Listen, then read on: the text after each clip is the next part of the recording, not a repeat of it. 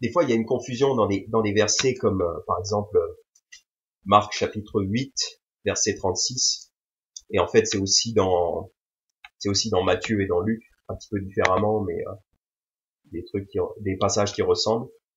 Mais en Marc chapitre 8 verset 36 par exemple, Jésus nous dit euh, versets 35 et 36 et 37, car quiconque voudra sauver sa vie la perdra, mais quiconque perdra sa vie à cause de moi et de l'évangile la sauvera. Car que profitera-t-il à un homme s'il gagne le monde entier et qu'il perde son âme? Ou que donnera un homme en échange de son âme? Donc des fois les gens, quand ils voient ça, ils disent, voyez, si vous abandonnez pas tout, si vous n'êtes pas prêt à donner toute votre vie à Christ, à tout abandonner, à tout vendre, vous pouvez pas être sauvé. C'est pas ça que ça enseigne. Ça enseigne juste que ça, ça vaudrait le coup. En fait, ça vaudrait le coup, mais du coup, on se rend compte que c'est impossible.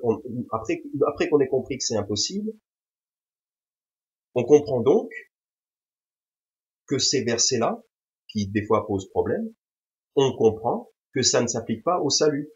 Quand il nous dit quiconque voudra sauver sa vie la perdra, mais quiconque la perdra à cause de moi et de l'évangile la conservera, mais quiconque perdra sa vie à cause de moi et de l'évangile la sauvera.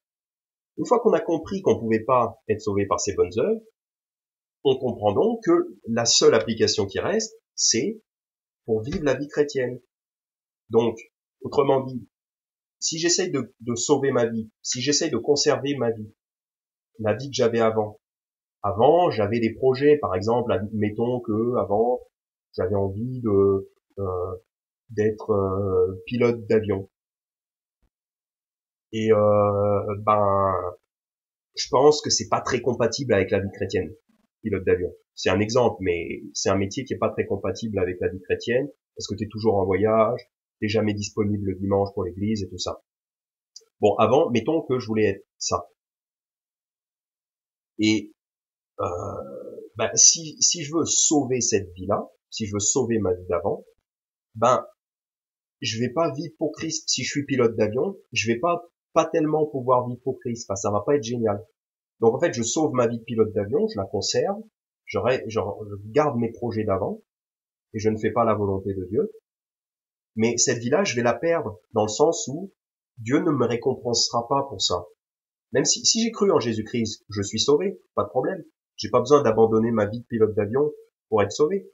Par contre, si j'abandonne pas ma vie de pilote d'avion, j'aurai aucune récompense. Donc en fait, tout ce que j'ai fait en tant que pilote d'avion, je vais le perdre. C'est un mauvais investissement. C'est un investissement qui va être perdu. J'irai quand même au ciel, parce que le ciel, c'est pas un investissement de ma part. Le ciel, c'est un cadeau que j'ai reçu de Dieu. Par contre, si je veux continuer à vivre ma vie, si je veux vivre ma vie de façon égoïste, selon ma propre volonté, je vais perdre. Je vais perdre ces choses-là. Je l'emporterai pas au paradis, comme on dit souvent. C'est bien, c'est un bon dicton.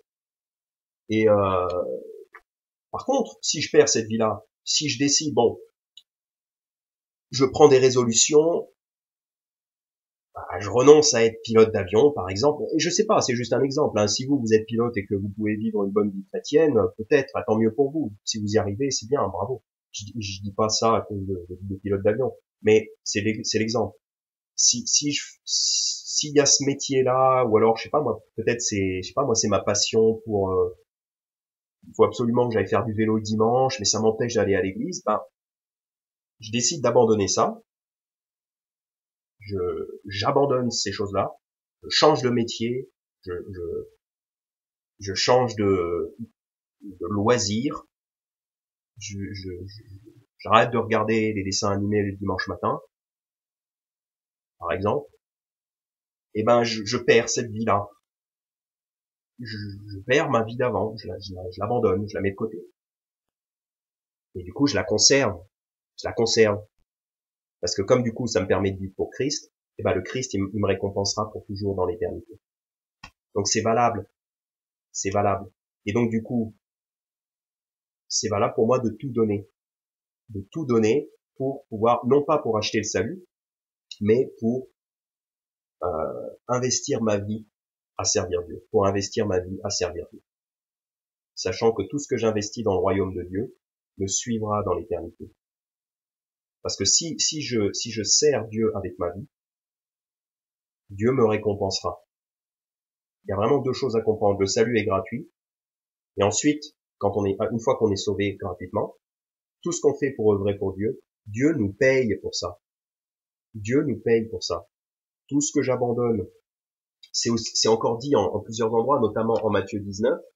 Jésus dit à ses disciples, je vous dis en vérité, au verset 29, Matthieu 19, 29, et quiconque aura quitté maison ou frère ou sœur ou père ou mère ou femme ou enfant ou champ à cause de mon nom, en recevra 100 fois autant et héritera la vie éternelle.